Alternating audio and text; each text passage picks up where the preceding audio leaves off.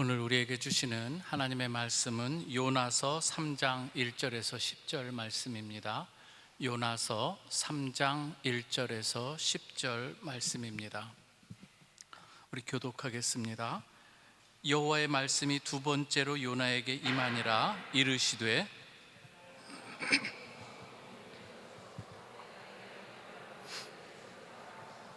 요나가 여호와의 말씀대로 일어나서 니느웨로 가니라. 니느웨는 사흘 동안 걸을 만큼 하나님 앞에 큰 성읍이더라.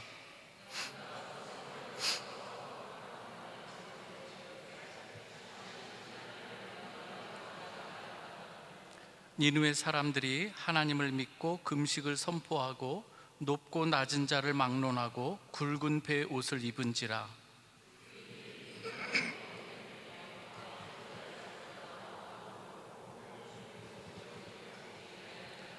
왕과 그의 대신들이 조서를 내려 니느웨에 선포하여 이르되 사람이나 짐승이나 소떼나 양떼나 아무것도 입에 대지 말지니 곧 먹지도 말 것이요 물도 마시지 말 것이며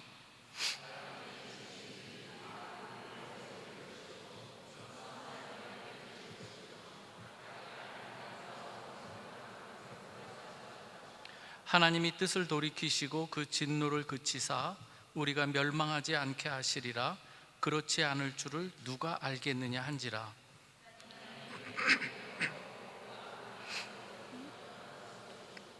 하나님의 뜻을 돌이키사 그들에게 내리리라고 말씀하신 재앙을 내리지 아니하시니라. 아멘.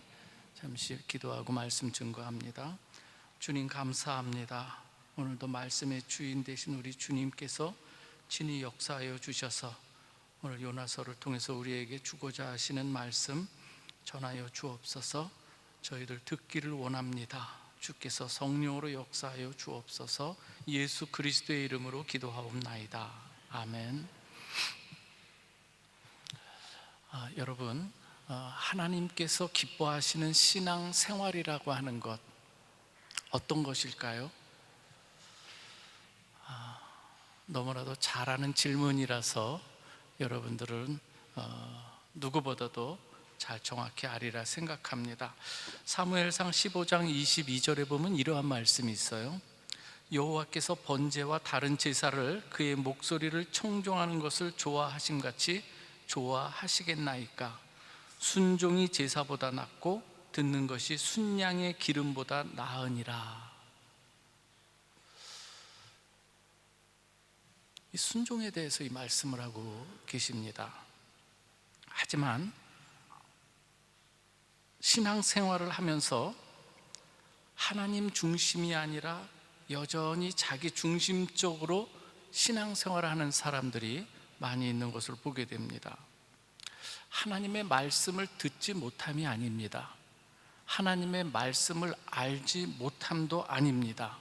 지식적으로는 얼마든지 많이 알 수 있는데요, 하나님의 명하시는 바가 무엇인지 분명히 알고 있지만 때로는 자기의 감정, 자기의 생각, 또한 자기가 원하는 그 욕망들, 자기의 세계관을 고집하는 가운데 하나님의 뜻에 불순종할 때가 많이 있는 것을 보게 됩니다.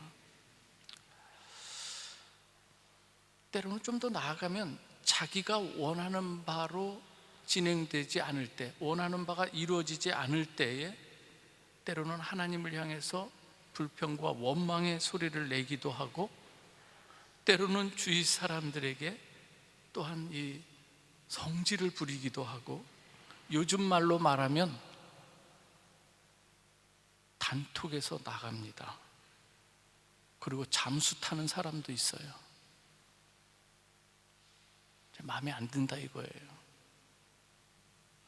결국 하나님의 엄중한 경고를 통해서 마지못해 돌아와 때로는 겉으로는 주신 명령을 행하기는 하지만 속으로는 여전히 불만 섞인 그러한 이 마음을 가지고 하나님의 뜻과 평행선을 달리는 신앙생활을 하는 사람들이 얼마든지 있다고 하는 거예요.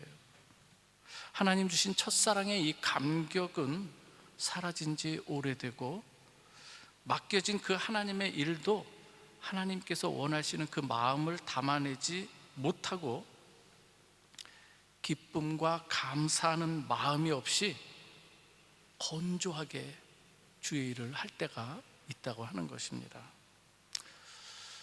여러분, 누구의 이야기일 것 같습니까?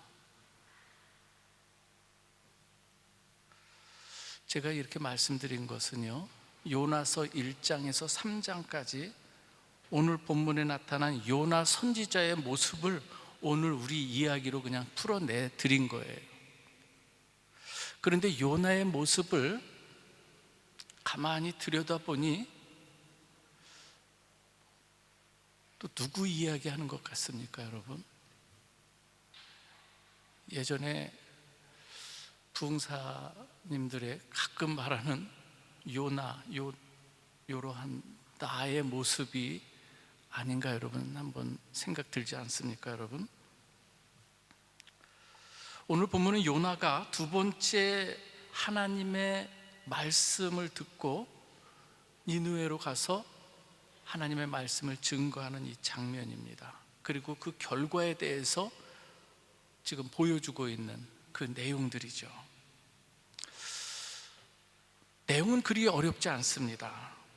그런데 이 요나서를 통해서 우리에게 주시는 이 메시지를 우리는 조금 더 한번 깊이 생각해 볼 필요가 있습니다. 하나님께서 요나서를 통해서 갖고 계신 이 마음들이 있어요. 1차적으로는 오늘 우리가 읽은 대로 니느웨 백성들을 향한 하나님의 마음이 있습니다.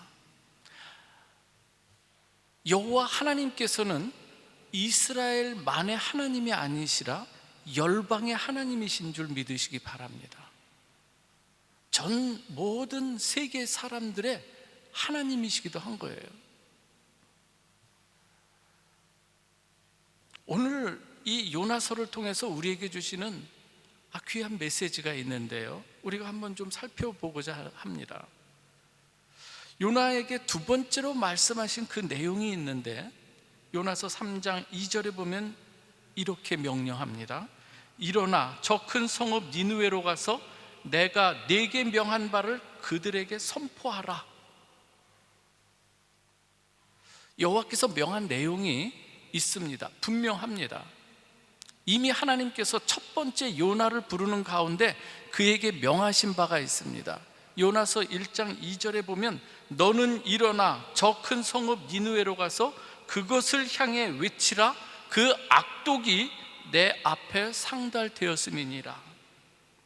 어떤 메시지일까요? 니느웨로 가서 어떤 메시지를 지금 선포하라고 하나님께서 니느웨를 들어 쓰시는 것일까요? 당연히 회개의 메시지이죠. 첫 번째 말씀이 임할 때에 요나는 하나님께서 자기에게 주신 이 명령이 마음에 들지 않아요. 자기가 생각하는 그러한 이 나름대로의 생각이 있어요. 이스라엘을 어렵게 만들고 힘들게 했던 대적하는 니느웨, 아수르의 수도 니느웨로 가서 하나님의 복음을 전하라고 하는 것은 이 요나는 그 하나님의 명령이 마음에 들지 않아요. 가고 싶지가 않습니다. 요즘 말로 아까 말씀드린 것처럼 핸드폰 꺼놓고 잠수 타는 거예요. 니느웨로 가는 그 길이 아니라 다시스를 향해서 내려가고 있어요. 하나님께서는 큰 폭풍과 또한 물고기를 통해서 요나를 여호와의 낯을 피하여 갔던 그 요나 앞에 하나님께서 여러 가지 모습으로 그 얼굴을 내미시는 거예요. 여호와의 낯을 피하던 요나, 하나님의 낯을 피할 수가 없어요. 다시금 하나님께서는 요나로 하여금 두 번째 여호와의 사명, 그 말씀 앞에 지금 세우고 계시는 겁니다. 그런데 여호와의 말씀을 듣고 니느웨로 가는 이 요나의 이 모습, 가만히 이 문맥을 살펴보면 행간에 담겨져 있는 이 요나의 모습은 하나님의 그 열정과 하나님의 그 마음을 품고 가는 모습인가? 퀘스천 마크가 들기 시작합니다. 한번 요나서 3장 3절에서 4절 말씀 한번 읽어보겠습니다. 요나가 여호와의 말씀대로 일어나서 니느웨로 가니라. 니느웨는 사흘 동안 걸을 만큼 하나님 앞에 큰 성읍이더라. 요나가 그 성읍에 들어가서 하루 동안 외쳐 이르되 40일이 지나면 니느웨가 무너지리라. 요나가 그 성읍에 들어가서 하루 동안 다니며 외쳐 이르되 40일이 지나면 니느웨가 무너지리라.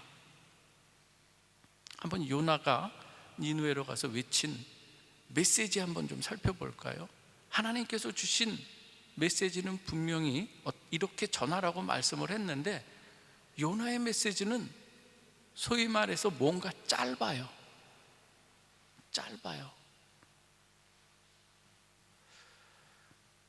니느웨의 악독이 하나님께 상달되었더는 그들의 죄악상을 밝히고 회개하고 돌아오라고 하는 이 메시지 없이 그저 40일이 지나면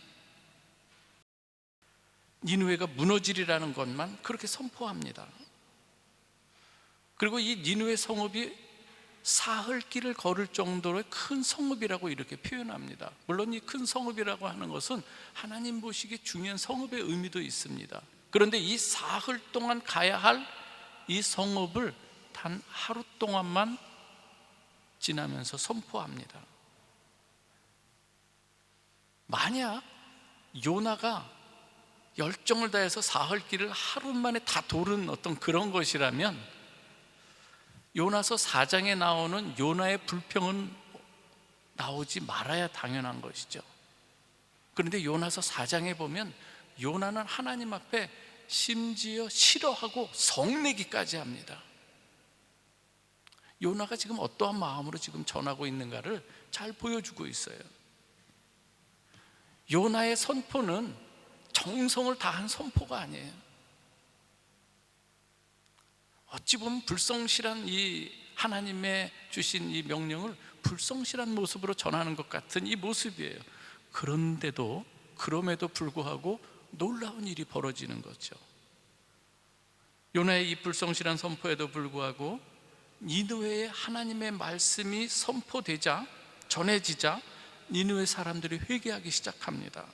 5절에 보면 니느웨 사람들이 하나님을 믿고 금식을 선포하고 높고 낮은 자를 막론하고 굵은 베옷을 입기 시작합니다. 여러분, 굵은 베옷을 입었다고 하는 것,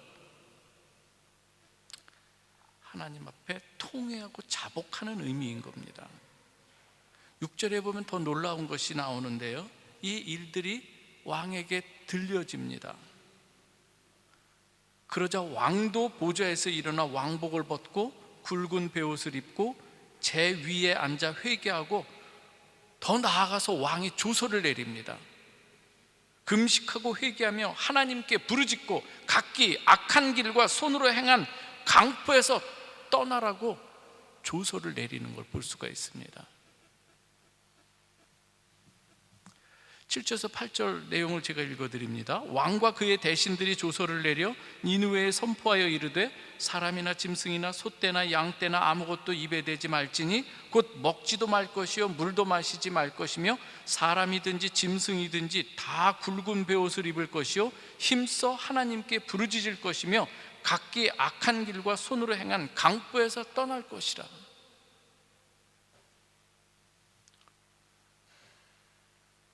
너무나도 놀라운 역사가 일어나는 거예요. 요나가 전한 메시지는 너무나도 어찌 보면은 지극히 작은 부분 같은데, 그 요나의 입을 통해서 나간 하나님의 말씀이 얼마나 놀라운 일들을 지금 이루시고 있는가. 그리고 이 왕의 입을 통해서 고백되는 내용이 있는데 9절입니다. 왕이 이런 생각을 하는 거예요. 지금 니느웨가 무너진다고 하는 이 소리를 듣고 구하는 것이 무엇인가 하면, 하나님이 뜻을 돌이키시고 그 진노를 그치사 우리가 멸망하지 않게 하시리라. 그렇지 않을 줄을 누가 알겠느냐. 우리가 진정으로 회개하고 돌아갈 때 하나님께서 그 재앙을 돌이키시지 않을 줄 누가 알겠느냐. 우리 하나님 앞에서 회개하면서 나아가자, 이 이야기를 하고 있는 거예요. 지금 보면 요나가 선포해야 될 메시지를 왕의 입을 통해서 지금 나오고 있습니다. 요나의 이 선포에도 니느웨는 지금 백성으로부터 위에 있는 왕까지 지금 전체적으로 회개의 지금 운동이 일어나고 있다고 하는 것이죠. 이러한 일들이 과연 이 기독교 역사 가운데 얼마나 많이 있을까 하는 거예요. 오늘 우리가는 이 본문을 통해서, 어려운 본문은 아니지만 이 본문을 통해서 우리에게 주시는 하나님의 음성을 우리가 잘 들어야 되는데요, 지금 말씀하신 것처럼, 말씀드린 것처럼 첫 번째로 니느웨를 향한 하나님의 마음이 있어요. 10절에 보면 하나님께서는 그들이 행한 것, 곧 그 악한 길에서 돌이켜 떠난 것을 보시고 하나님께서는 그 뜻을 돌이키고 계십니다. 그들에게 내리겠다고 했던 이 재앙을 거두어 들이시는 것을 보게 됩니다. 하나님께서는 니느웨를 향한 이 본심은 재앙이 아니라 그들을 용서하시고 품고자 하시는 이 마음이었던 거예요. 하나님은 자비로우시고 은혜로우시며 노하기를 더하시는 분이고 인애가 크신 분으로, 요나는 그러한 하나님을 시니컬하게 이렇게 표현하지만 실질적으로 살아계신 하나님께서는 그렇게 자비로우시고 은혜로우신 분이고 우리의 회개 그리고 돌아옴을 탕자를 기다리는 아비의 마음처럼 원하고 계시는 것을 성경은 이야기하고 있는 거죠. 저는 오늘 이 시간 주님의 이름으로 권면드립니다. 우리가 하나님의 뜻을 거스르면서 살아가는 일들이 많이 있습니다. 이 시간 우리 주님의 우리를 향해서 말씀하시는, 내게로 다시 돌아오라고 하시는 그 회개의 메시지가 우리의 마음 가운데 깨닫게 될 때 여러분 결단하십시다. 이 시간 악한, 그리고 그 손길에서 우리 그걸 내려놓으면서 주님 앞으로 나아오는 복된 여러분 되시길 주님의 이름으로 축원합니다. 복 있는 자는, 제가 누차 말씀드리지만 성경에서 말씀하고 있는 이 복 있는 자, 악인의 꾀를 줬다가도 깨닫고 회개하고 돌아오는 자가 복 있는 자예요. 우리는 원래부터 악인의 꾀를 쫓았고 죄인의 길에 섰고 오만한 자의 자리에 앉아서 생활하는, 하나님을 모르고 사는 사람들은 그러한 모습으로 살아가고 있는데, 우리가 그 가운데 하나님을 알고 악한 길에서 악인의 꾀를 줬다가도, 하나님 믿어서 뭐하냐, 그렇죠? 꾀를 줬다가도 이게 아니지, 돌이키는 자가 복 있는 줄 믿으시기 바랍니다. 죄인의 길에 서다가도 하나님이 분명 말씀하시는 바가 분명 있는데 거룩을 상실하고 내 욕망대로 살아가던 그 모습들, 보암직하고 먹음직하고 지혜롭게 할 만한 탐스러운 것들에 우리가 손을 대는 이러한 이 모습에서 이건 아니지, 돌아서는 그런 사람이 복된 사람인 줄 믿으시기 바랍니다. 오만한 마음을 가지고 있어요. 거기에서 돌이켜서 주님 앞에 내가 왕이 되고 하나님 없이도 얼마든지 살 수 있다고 생각했던 그 마음 내려놓고 왕이 되어서 살아가는 이 내 모습에서 내 삶의 주인은 예수 그리스도입니다. 그 자리에 주님 앞에 내어놓고 내려오는 자가 복된 인생이라고 하는 것, 시편 1편에 내오는 내용인 거예요. 여호와의 말씀이 그러한가 해서 날마다 즐거워하면서 살아가는 것. 여러분, 하나님의 말씀을 날마다 즐거워할 수 있겠습니까?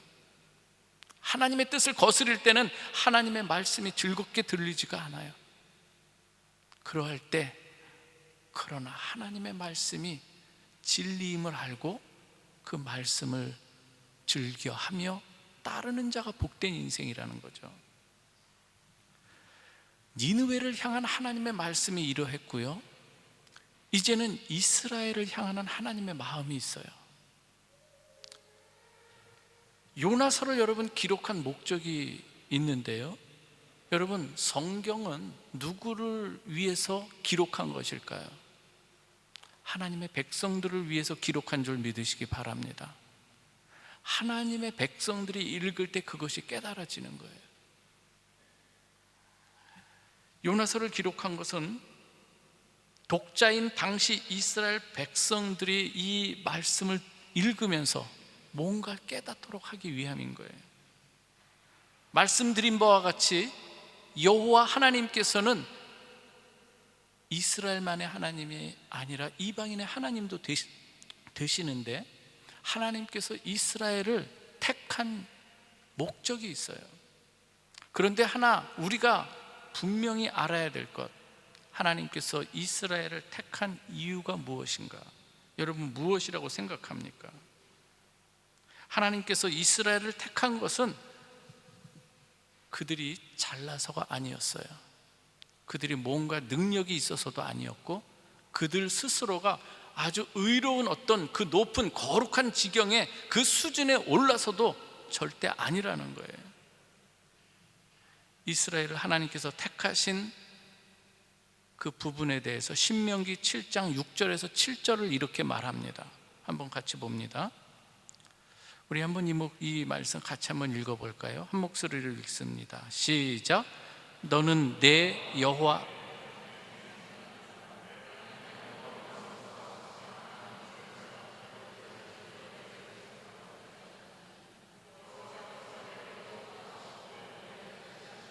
너희가 다른 민족보다 수요가 많기 때문이 아니니라. 너희는 오히려 모든 민족 중에 가장 적으니라. 사도 바울도 기와 비슷한 고백을 하는 거예요. 너희 택한 자들을 봐라. 문벌 좋은 자가 어찌 그리 많이 있느냐? 오히려 낮은 자를 통해서 높은 자를, 비난 자를 통해서 부한 자에게 하나님께서 어떤 메시지를 주고자 하시는 건데요, 이스라엘을 하나님께서 택하신 것은 다른 민족보다 뭔가 우월해서가 아니라 지극히 작은 나라이지만, 아무 자격도 없지만 하나님께서 그 이스라엘을 사랑으로 은혜를 불러주신 거예요. 오늘 저와 여러분들을 불러주신 것처럼 하나님께서 이스라엘을 불러주셨다고 하는 것입니다. 그런데 그 하나님의 은혜를 잊어버리고 다른 이방 민족들보다 뭔가 잘나고 자신들의 의를 드러내면서 하나님 원하시는 그 뜻을 거스릴 때가 너무나도 많았던 거예요. 지금 요나의 이 모습, 선지자의 이 모습은 이스라엘의 그 당시 이 불순종하는 이스라엘의 이 모습을 지금 투영해내고 있는 거예요. 대표적으로 지금 보여주고 있는 것이죠. 하나님께서 이스라엘을 통해서 그를 부르시고 그에게 사명을 주시는데, 그 이스라엘 민족이 지금 어떠한 모습인가? 요나의 모습과 다를 바가 없다는 거예요. 하나님께서는 요나서를 통해 하나님을 믿는다고 자부하지만 정작 스스로 교만해서 하나님의 말씀에 불순종하고 여전히 자기 고집대로 살아가고 자기 뜻대로 되지 않으면 싫어하고 성질을 내며 불평과 원망을 쏟아내는 이 교만한 이스라엘에게 뭔가 지금 교훈을 주시는 거예요.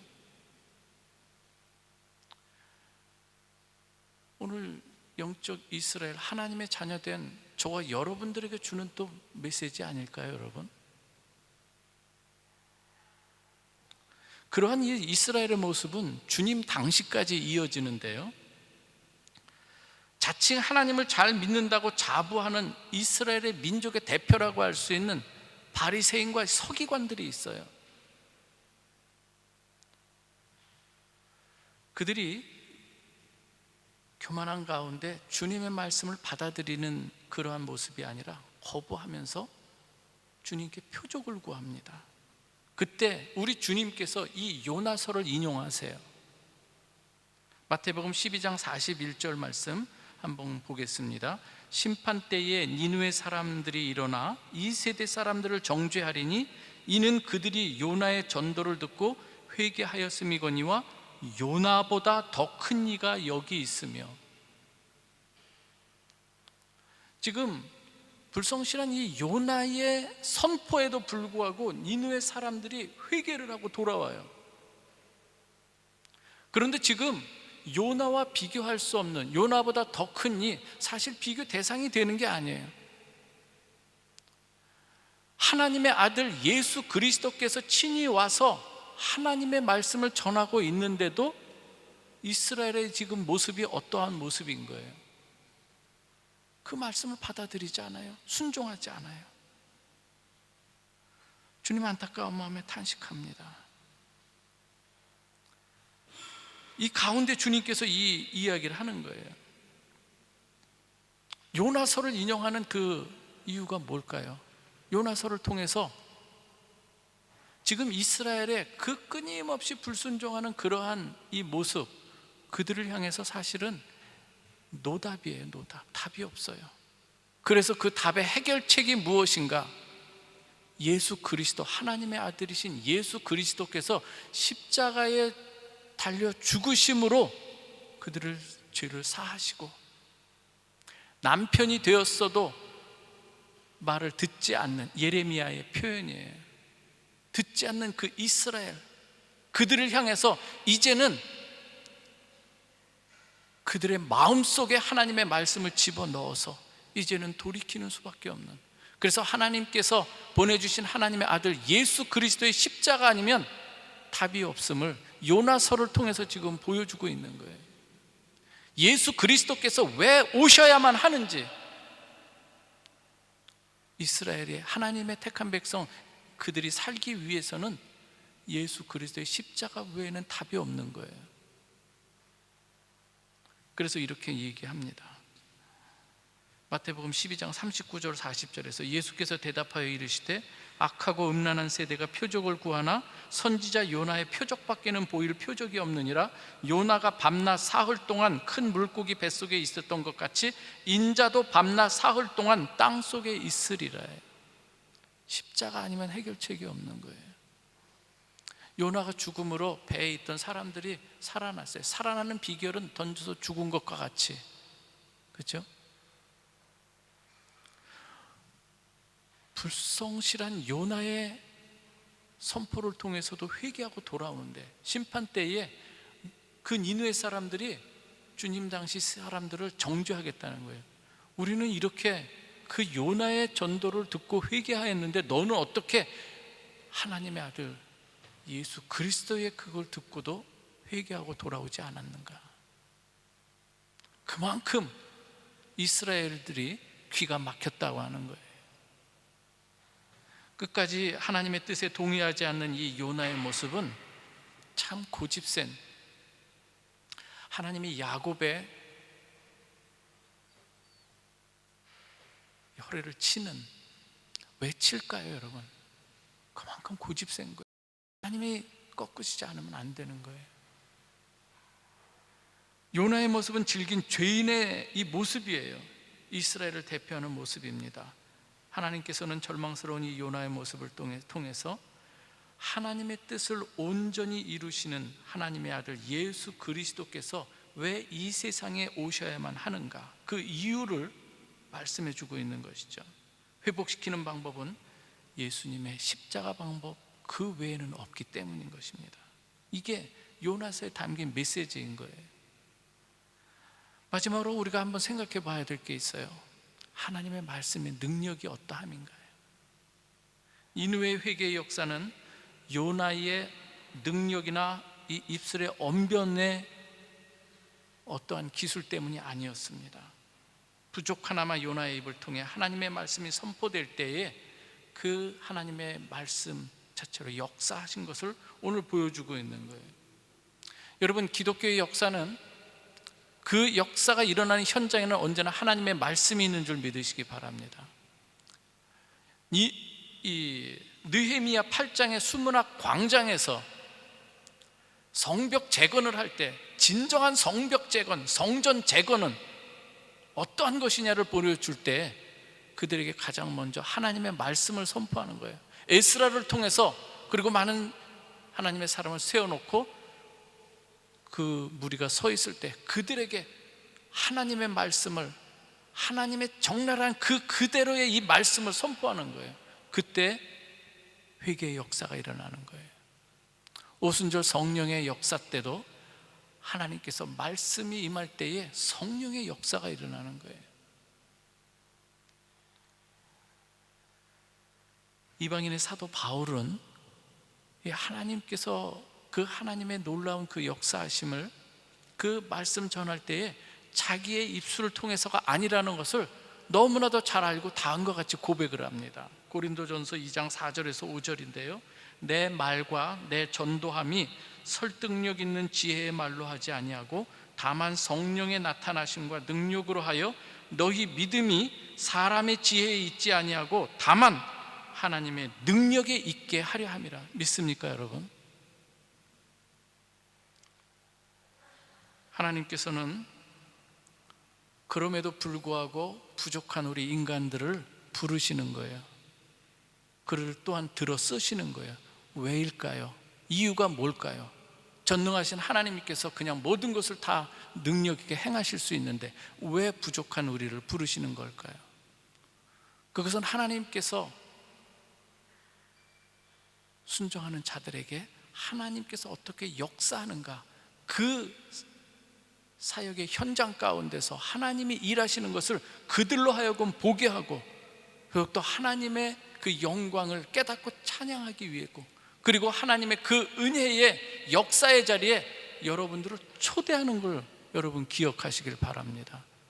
교회의 모든 직분도 사명도 마찬가지인 거예요. 여러분에게 주어진 그 크고 작은 그 모든 일들도 여러분들이 부족한 가운데 하나님 앞에 순종해 나가는 거기에 하나님께서 역사해 주시고 그 하나님의 그 일에 여러분들을 끌어들이시고 하나님의 그 은혜를 같이 누리도록 하기 위한 큰 배려인 줄 믿으시기 바랍니다. 여러분, 직분을 너무 소홀히 여기지 마시기 바랍니다. 하나님의 말씀에 선포되는 그 자리에 여러분 소홀히 여기시지 마시기 바랍니다. 시간이 남아서 그때 하는 게 아니라 시간을 만들어서 하나님 앞에 나와야 되는 거예요. 믿습니까 여러분?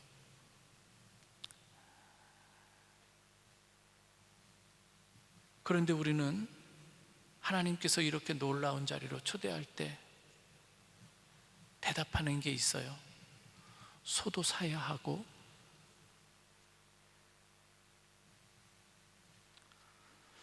장가도 가야 되고, 그렇죠? 결의도 한번 이 새로 산 어떠한 이런 것도 한번 점검해 봐야 되고, 그렇죠? 이렇게 우리가 대답할 때가 너무나 많은데요, 여러분, 하나님의 말씀에 놀라운 그 은혜를 여러분 말씀 가운데 동행하면서 여러분 그 은혜를 누리시길 바랍니다. 하나님의 말씀의 능력에 대해서 조심스럽지만 저의 하나님께서 저에게 임한 은혜 한번 나누고 말씀을 마치도록 하겠습니다. 저 같은 사람이 목사가 된 것이 그냥 입술로만의 그냥 고백이 아니라 하나님의 놀라운 역사예요. 여기 있는 사람들 중에 혹시 캄캄한 밤중에 무당과 함께 관악산 한 중턱에 올라가서 한번 구슬해 본 경험이 있는 분이 있습니까? 혹시 있는 것 같아요. 놀라운 역사예요. 그러했던 분이 여기 있다는 것은요. 믿습니까 여러분? 제가 몸이 아파 고3 때 휴학을 하는 중에 어머님께서 저를 억지로 정말 이렇게 많은 돈을 들여서 구슬하기 위해서 무당과 함께 한번 관악산 중턱에 갔는데 지금도 어딘지 모르겠어요. 길이 없는 그 길 같은데 올라갔어요.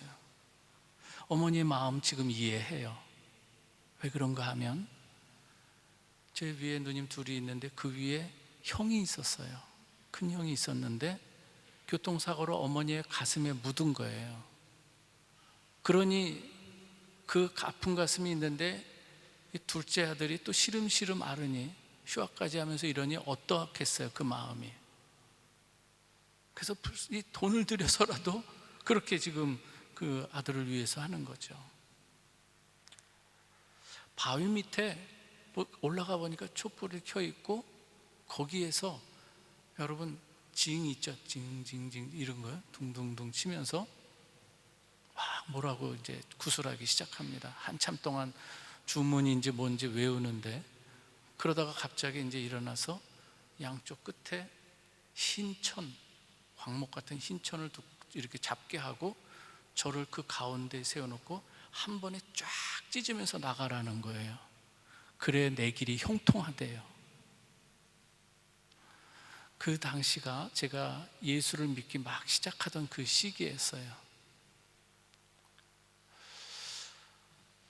좀 마음으로 하나님 앞에 굉장히 죄송스럽고 너무나도 드릴 말씀이 없어서 하늘에 이렇게 달에 구름이 지나가는 그걸 보면서 속으로 기도했어요. 제 친구의 전도로 교회를 나가기 시작했는데 그 얼마 되지 않은 그때 속으로 주님 용서해 주세요. 주님 용서해 주세요. 나중에 결단이 부족한 저에 대해서 하나님 앞에 철저히 회개 기도를 했어요. 그런데요, 하나님께서는 불교 집안이던 저희 가정에 큰 은혜를 부어주셨어요. 관악산으로 저를 억지로 끌고 가시던 저희 어머니, 지금 권사님이 되셔서 저를 위해서 기도해 주고 계세요. 저는 또 아버지를 위해서도 기도를 많이 했는데요, 전도하기 위해서 저는 입영하기 전 3일 전에 편지를 썼어요. 저희 아버지한테. 아버지, 이 아들을 위해서 기도해 주십시오. 그리고 저는 입영한 거죠. 3일 전에 써놓고 나중에 훈련소에서 야간 행군을 하는데 그 들판에서 아버지의 편지를 받았어요. 아들아, 내가 너를 위해서 교회 나가서 기도한다. 얼마나 놀랍습니까, 여러분? 하나님의 은혜 아닐까요? 누구 힘일까요? 저는요, 처음에 내가 아버지를 전도하고 그래서 뭐가 된 줄 알았어요. 시간이 지날수록 깨달아지는 것은 내 입술의 언변이나 이게 아니에요. 하나님께서 직접, 하나님께서 마음에 품고 계신 그 아버지를 하나님께서 사랑하시고 그냥 저를 도구로 삼으신 그거 하나밖에 없는 거예요. 더욱 감사한 것은 제가 독일에서 유학하는 동안 하나님께서 마음을 주셨어요. 신학에 대한 마음. 저는요, 선뜻 어디든지 가겠습니다. 난 그런 분들 보면 너무 존경스러워요. 저는 할 수 있는 한 안 하려고 그랬어요. 피하고 싶고 회피하고 싶고 그런 생각 들 때마다 털어버리고 다른 일 하다가 또 생각이 자꾸 들어요. 그럴 때마다 거부했던 사람이 저였는데 하나님께서 은혜 중에 저를 또 결단하게 하시고 귀국해서 신학교를 갈 수 있도록 하나님께서 길을 열어주셨어요. 바로 그 옆 나라로 제가 오게 됐어요. 요나서를 보면서 저는 저의 모습을 봅니다. 여전히 내가 과연 얼마나 주님 바라보는 것을 보고 주님 아파하는 것을 내가 함께 하고 있는지. 제가 요즘 이 우크라이나 난민들 거기 가서 때로는 돕기도 하고 그들을 만나주기도 하는데 과연 하나님이 품고 있는 그 마음으로 가는가? 요나 같아요, 저는. 그럼에도 불구하고 하나님께서는요, 그 가운데서 역사하는 걸 보게 됩니다. 그렇다면 저와 여러분들이 이제는 하나님의 말씀 앞에 바로 우리 자신들을 세워가면서 하나님의 뜻이 무엇인가를 깊이 생각하고 고민하고 기도하는 가운데 함께 우리가 마음을 합해서 주의 뜻을 행하러 나갈 때 우리 하나님 크게 기뻐하시지 않을까요, 여러분? 우리 그 길 가십시다. 우리 그 길 가십시다. 내 중심의 신앙이 아닌 하나님의 중심으로, 하나님의 뜻이 이 땅에, 하나님의 뜻이 내 마음 가운데 이루어지기를 원합니다. 이 마음으로 우리가 기도하면서 하나님 앞에 나아갈 때, 그리고 주신 복음의 사명에 순종해 갈 때 하나님께서는 놀랍게 역사해 주실 줄 믿습니다. 우리 하나님의 마음을 시원케 하는 복된 우리 프라 베델교회 모든 성도 되시길 주님의 이름으로 축원합니다. 기도하겠습니다. 좋으신 아버지 하나님, 감사합니다. 모든 것이 하나님의 은혜가 아닐 수 없습니다. 하나님의 은혜입니다. 이 시간조차 우리가 하나님 앞에 예배드리러 나온 이 자리가 얼마나 소중하고 놀라운지요. 주님, 저희에게 베푸시는 그 사랑의 그 주님의 마음을 우리가 조금이라도 깨달으며 더욱더 말씀 앞에 우리 자신을 세워가게 하여 주시고, 주신 사명 기도하며 나아가게 하여 주옵소서.